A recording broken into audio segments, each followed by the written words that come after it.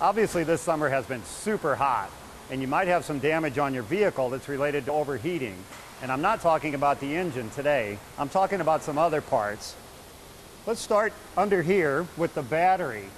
Under your hood, the temperature can get well over 200 degrees in the summertime, and nothing's worse for a battery than heat like that.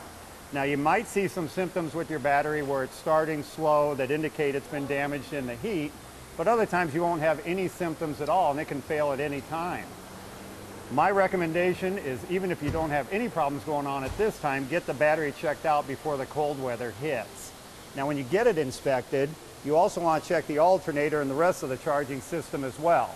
When you test the charging system, equipment is hooked up to the battery terminals and it checks the condition of the battery and the alternator. Just so you know, batteries are usually much cheaper to replace than an alternator. So if you're having problems with your charging system, keep your fingers crossed that it's just a battery. As I mentioned, alternators can fail in the summertime as well, and sometimes that's because the alternator has been trying to recharge a damaged battery.